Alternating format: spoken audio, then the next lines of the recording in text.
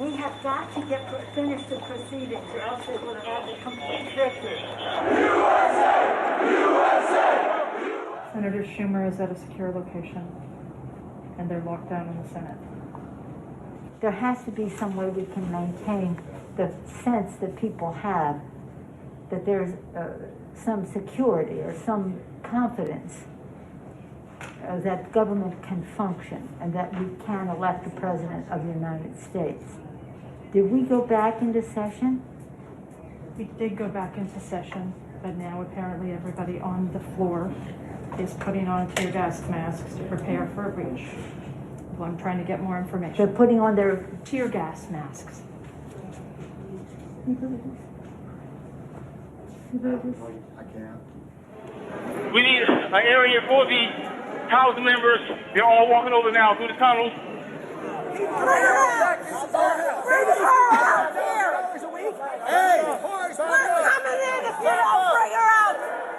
I'm going to call up the effing Secretary of DOD. We have some senators who are still in their hideaways. They need massive personnel now. Can you get the Maryland National Guard to come too? I have something to say, Mr. Secretary. I'm going to call the mayor of Washington, D.C. right now and see what other outreach she has to other police departments, as Leader Hoyer has mentioned.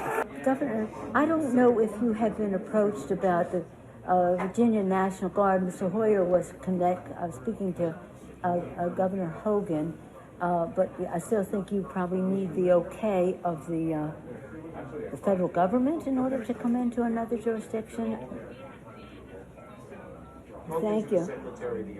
Oh my gosh, they're just breaking windows. They're doing all kinds of. It's really that they said somebody was shot. It's just horrendous, and all at the instigation of the President of the United States.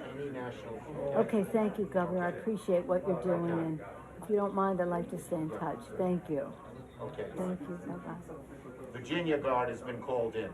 You know, I'm just talking to Governor Northam, and what he said is they sent 200 state police and a unit of the National Guard. They're breaking windows and going in, obviously ransacking our offices and all the rest of that. That's nothing. The concern we have about personal safety is it just transcends everything. But the fact is, on any given day, they're breaking the law in many different ways. And quite frankly, much of it at the instigation of the President of the United States.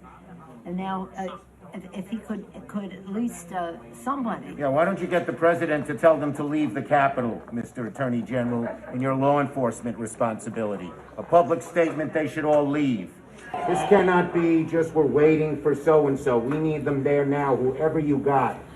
You also have troops. This is Steny Hoyer. Troops. Okay, so we have a little bit of time to make that decision. Andrews Air Force Base.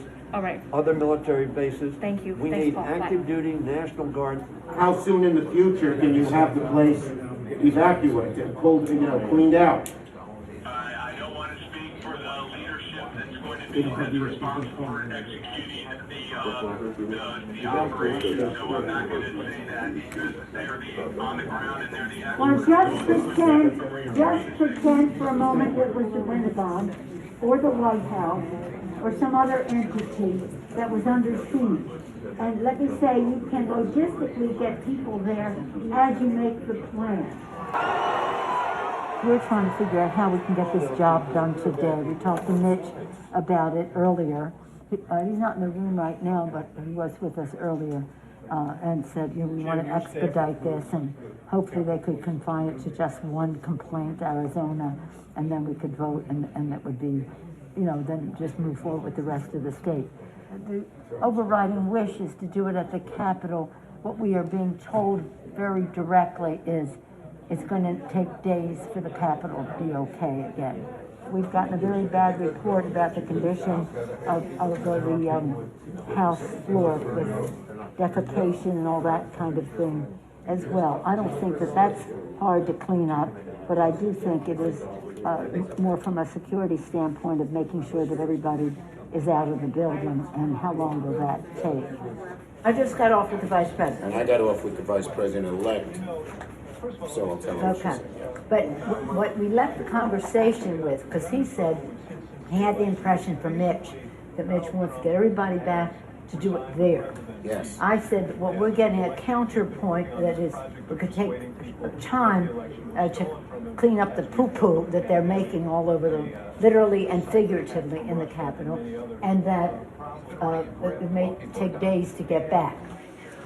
And I'm at the Capitol building. I'm literally standing with the chief of police of the U.S. Capitol Police. He just informed me what you will hear through official channels. Paul Irving, your sergeant at arms, will inform you that their best information is that they believe that the House and the Senate will be able to reconvene in roughly an hour.